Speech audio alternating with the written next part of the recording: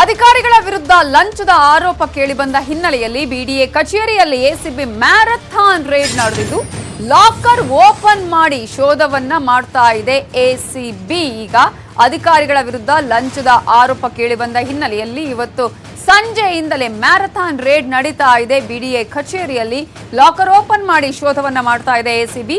ಕೆಲ ಯೋಜನೆಗಳ ಮಹತ್ವದ ಕಡತಗಳೇ ಈ ಸಂದರ್ಭದಲ್ಲಿ ನಾಪತ್ತೆಯಾಗಿರೋದು ಬೆಳಕಿಗೆ ಬಂದಿದೆ.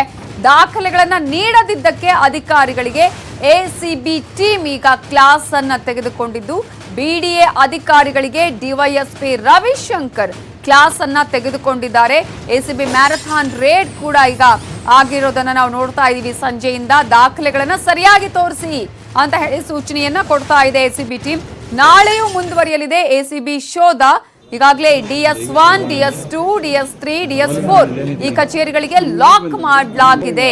ಸಂಪೂರ್ಣವಾಗಿ ಅಧಿಕಾರಿಗಳು ಈಗ ಹತೋಟಿಗೆ ತಗೊಂಡಿದ್ದಾರೆ, ತಮ್ಮ ಕಂಟ್ರೋಲ್ಗೆ ತಗೊಂಡಿದ್ದಾರೆ. ಲಾಕರ್ಗಳನ್ನು ಓಪನ್ ಮಾಡಿಸಿ ಎಸಿಬಿ ಶೋಧವನ್ನ ನಡೆಸ್ತಾ ಇದೆ. ಕಂತೆ ಹಣ ಸಿಕ್ಕಿದೆ, ಅದನ್ನು ಕೂಡ ನೀವು ದೃಶ್ಯಗಳಲ್ಲಿ ಗಮನಿಸಬಹುದು.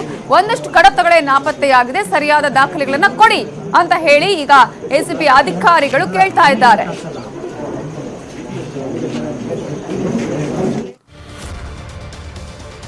ಇನ್ನು ಹಣದ ಕತೆ ಆಯ್ತು, ಮಳೆ ಕತೆ ಏನಪ್ಪಾ ಅಂತ ನೋಡೋದಾದ್ರೆ ಬೆಂಗಳೂರಲ್ಲಿ ಮಳೆಯ ಅನಾಹುತಗಳು ಹೆಚ್ಚಾಗ್ತಿವೆ. ತಗ್ಗು ಪ್ರದೇಶಗಳಿಗೆ ನೀರು ನುಗ್ಗಿದೆ, ರಸ್ತೆಗಳು ಕೆರೆಯಂತಾಗಿದ್ವು. ಈಗ ಮಳೆ ಕಾಟಕ್ಕೆ ಮನೆಯೇ ಕುಸಿದು ಬಿದ್ದಿದೆ.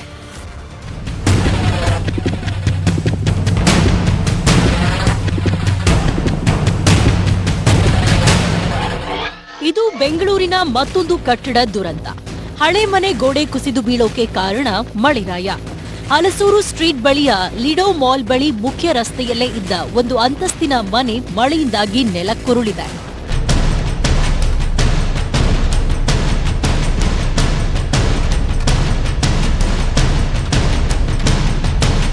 ಶಂಕರ್ ಅನ್ನೋರಿಗೆ ಸೇರಿದ ಒಂದಂತಸ್ತಿನ ಮನೆ ಮುಂಜಾನೆ 5 ಗಂಟೆಗೆ ಕುಸಿದು ಬಿದ್ದಿದೆ. ಮನೆ ಬೀಳೋ ಅಪಾಯ ಮೊದಲೇ ಇದ್ದಿದ್ರಿಂದ ಶಂಕರ್ ಕುಟುಂಬ ನಿನ್ನೆ ಖಾಲಿ ಮಾಡಿ ಹೋಗಿದ್ರು.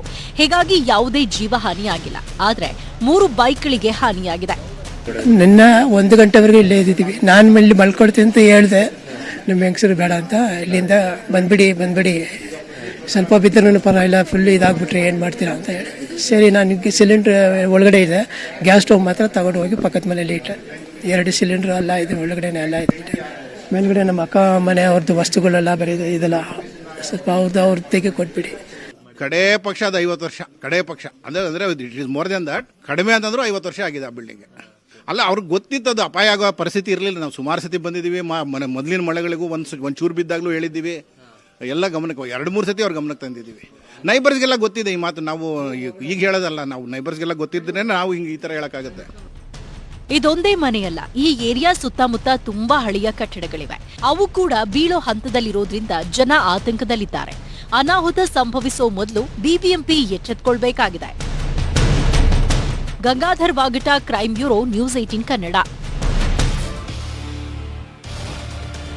ಕುಕ್ಕುಟೋದ್ಯಮ ಕೂಡ ಕೃಷಿಯ ಒಂದು ಭಾಗ.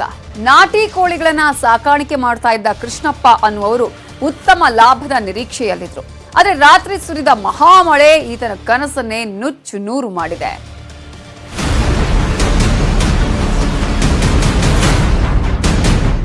ಬೆಂಗಳೂರು ಹೊರವಲಯದ ಆನೇಕಲ್ ತಾಲೂಕಿನ ಹೆನ್ನಾಗರ ಗ್ರಾಮದ ದೃಶ್ಯ ಇದು. ಕೃಷ್ಣಪ್ಪ ಅನ್ನುವವರ ಕೋಳಿ ಫಾರಂನಲ್ಲಿ ಸಾವಿರಾರು ನಾಟಿ ಕೋಳಿಗಳನ್ನ ಸಾಕಿದ್ರು. ನಿನ್ನೆ ಸುರಿದ ಮಹಾಮಳೆ ಸುಮಾರು 5 ಲಕ್ಷ ಮೌಲ್ಯದ 2,000 ನಾಟಿ ಕೋಳಿಗಳನ್ನ ಬಲಿ ಪಡೆದಿದೆ. ಕೆಲವರು ರಾಜಕಾಲುವೆ ಒತ್ತುವರಿ ಮಾಡಿದ್ರಿಂದಲೇ ಇಷ್ಟೆಲ್ಲ ಅವಾಂತರ ಅಂತ ರೈತರು ಕೃಷ್ಣಪ್ಪ ಆಕ್ರೋಶ ವ್ಯಕ್ತಪಡಿಸಿದ್ದಾರೆ. ಅಸಿಲ್ ಫೀವರ್ ನಾಟಿ ಅಂತ ಅದನ್ನ ಸಾಕೊಂಡಿದ್ವಿ, ಎಲ್ಲ 1 kg ಬರ್ತಾ ಇತ್ತು. ನಾವು ಸುಮಾರು ಒಂದು 5ರಿಂದ 6 ಲಕ್ಷ ಗಂಟ ಹಾಕೊಂಡಿದ್ದೀವಿ. ಒಂದು 2,000 ಕೋಳಿ ಮರಿ ಇತ್ತು ನಮ್ಮ ಹತ್ರ. ಇವೆಲ್ಲ ಒಂದು ಇಲ್ದ್ರೆ ಎಲ್ಲ ಸುತ್ತೋಗ್ಬಿಟ್ಟಿದೆ ಸರ್. ಒಂದು ತಿಂಗಳ ಮೇಲೆ ಅಂದರೆ 2 ತಿಂಗಳು ಹತ್ರ ಆಗ್ತಾ ಇದೆ. ಆದರೂ ಈ ಕಾಲುವೆಗಳ ಬಗ್ಗೆ ಯಾರೂ ತಲೆನೇ ಕೆಡಿಸ್ಕೊಂಡಿಲ್ಲ. ಇಲ್ಲಿನ ಜನಗಳಿಗೆ, ರೈತರುಗಳಿಗೆ ತುಂಬಾನೇ ತೊಂದರೆ ಆಗ್ತಾ ಇದೆ. ಕೆರೆಗಳು ತುಂಬಿ ಕೋಡಿ ಬಿದ್ದು ಹರಿತಿವೆ. ರಾಜಕಾಲುವೆಗಳು ಒತ್ತುವರಿಯಾಗಿರೋದ್ರಿಂದ ರೈತರ ಜಮೀನುಗಳಿಗೆ ನೀರು ನುಗ್ತಿದೆ. ರಾಜಕಾಲುವೆ ಒತ್ತುವರಿ ತೆರವಿಗೂ ತಾಲೂಕು ಆಡಳಿತಕ್ಕೆ ಮನವಿ ಮಾಡಿದ್ರೂ ಯಾವುದೇ ಪ್ರಯೋಜನವಾಗಿಲ್ಲ. ರೈತರುಗಳೆಲ್ಲ ತಾಲೂಕು ದಂಡಾಧಿಕಾರಿಗಳಿಗೆ ಅರ್ಜಿಗಳು ಕೊಟ್ಟಿರ್ತೀರಿ, ಮಾನ್ಯ ಜಿಲ್ಲಾಧಿಕಾರಿಗಳು ಕೊಟ್ಟಿದ್ದೀರಿ, AC ಸಾಹೇಬರು ಕೊಟ್ಟಿದ್ದೀರಿ, ಎಲ್ಲಾ ಅಧಿಕಾರಿಗಳಿಗೂ ಸಹ ಅರ್ಜಿಗಳು ಕೊಟ್ಕೊಂಡೇ ಬರ್ತಾ ಇದೆ. ಮಾನ್ಯ MLA ಸಾಹೇಬರು ಇಲ್ಲಿಗೆ ಭೇಟಿ ನೀಡಿದ್ರು. ಅವರು ಸಹ ಏನ್ ಹೇಳಿದ್ರು, ಎಲ್ಲಾ ಅಧಿಕಾರಿಗಳನ್ನು ತಾಲೂಕು ಅಧಿಕಾರಿಗಳನ್ನೆಲ್ಲ ಕರೆಸಿದ್ರು, ಎಲ್ಲ ಮಾತಾಡಿದ್ರು. ಅದನ್ನ ಒಂದು ಆದೇಶ ಮಾಡಿದ್ದಾರೆ ಹೊರತು ಅದು ಕಾರ್ಯರೂಪಕ್ಕೆ ಬಂದಿಲ್ಲ. ನಾಟಿ ಕೋಳಿಗಳ ಮಾರಣ ಹೋಮ ನಡೆದಿದೆ. ಸಾಕಷ್ಟು ಬೆಳೆ ನಾಶವಾಗಿದೆ. ಪರಿಹಾರಕ್ಕಾಗಿ ರೈತರು ಆಗ್ರಹಿಸಿದ್ದಾರೆ. ಸರ್ಕಾರ ಪರಿಹಾರ ಯಾವಾಗ ಕೊಡುತ್ತೆ ಕಾದು ನೋಡಬೇಕು. ಆದೂರ್ ಚಂದ್ರು, ನ್ಯೂಸ್ 18 ಕನ್ನಡ, ಆನೇಕಲ್. ಒಂದು ಮನೆಗೆ ಕನ್ನ ಹಾಕೋ ಗ್ಯಾಂಗ್, ಮತ್ತೊಂದು ಜಮೀನನ್ನೇ ಲಪಟಾಯಿಸೋ ಗ್ಯಾಂಗ್. ಇವರು ಜೈಲಿಗೆ ಹೋಗಿ ಬಂದರೂ ಬುದ್ಧಿ ಕಲಿಲಿಲ್ಲ. ಕೊನೆಗೆ 2 ಗ್ಯಾಂಗ್ ಹಾಕಿ ಬಲೆಗೆ ಬಿದ್ದಿದೆ.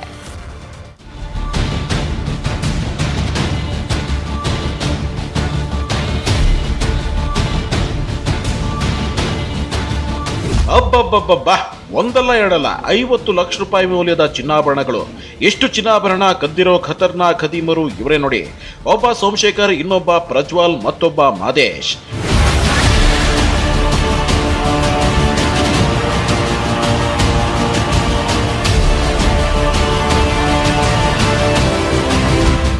ಕಂಡವರ ಮನೆಗೆ ನುಗ್ಗಿ ಕಳ್ಳತನ ಮಾಡ್ತಿದ್ದ ಇವರು ನಗರದ 13 ಠಾಣೆಗಳಿಗೆ ಬೇಕಾಗಿದ್ದವರು. ಆದರೆ ಕೇವಲ ವಾಟ್ಸ್ಆಪ್, ಇನ್ಸ್ಟಾಗ್ರಾಂನಲ್ಲಿ ಸಂವಹನ ಮಾಡ್ತಾ ದಿನಕ್ಕೊಂದು ಸ್ಥಳ ಬದಲಿಸ್ತಾ ಪೊಲೀಸರಿಗೆ ಚಲ್ಲೆಹಣ್ಣು ತಿನ್ನಿಸ್ತಿದ್ರು. ಕೊನೆಗೂ ಈ ಮನೆಗಳ್ಳರನ್ನ CCB ತಂಡ ಬಲೆಗೆ ಕೆಡವಿದೆ. ಇವರು ಕದ್ದಿರುವ ಮಾಲನ್ನು, ಈ ಬಂಗಾರದ ಒಡವೆಗಳನ್ನು ಮಾದೇಶ್ ಅಂತ ಒಬ್ಬ ಜ್ಯುವೆಲರ್, ಸಣ್ಣ ಮಟ್ಟದ ಜ್ಯುವೆಲರು, ಇವನಿಗೆ ಮಾರ್ತಾ ಇದ್ರು. 50 ಲಕ್ಷ ಬೆಳೆ ಬಾಳೋದ 1 kg 120 ಗ್ರಾಮ ಬಂಗಾರದ ಒಡವೆಗಳು ಸಿಕ್ಕಿದ್ದಾವೆ. ಇದರಿಂದ ಒಟ್ಟು 16 ಕಣ್ಣುಕಳವು ಪ್ರಕರಣಗಳು ಪತ್ತೆಯಾಗಿದ್ದಾವೆ. ಇದು CCB ಪೊಲೀಸರ ಭರ್ಜರಿ ಭೇಟಿಯಾದ್ರೆ, ಮತ್ತೊಂದೆಡೆ ಗೋವಿಂದಪುರ ಪೊಲೀಸರು ಚಾಪಾ ಕಾಗದ ಸೃಷ್ಟಿಸಿ ಸರ್ಕಾರದ ಬೊಕ್ಕಸಕ್ಕೆ ನಷ್ಟ ಮಾಡ್ತಿದ್ದ ಐವರನ್ನ ಬಂಧಿಸಿದ್ದಾರೆ. ಈ ಖದೀಮರು ನಕಲಿ ಸ್ಟ್ಯಾಂಪ್ ಮಾಡೋದಲ್ಲದೆ ಮೈಸೂರು ಮಹಾರಾಜರ ಕಾಲದ ರೀತಿಯ ಚಾಪಾ ಕಾಗದ ಕೂಡ ಸೃಷ್ಟಿಸ್ತಿದ್ರು.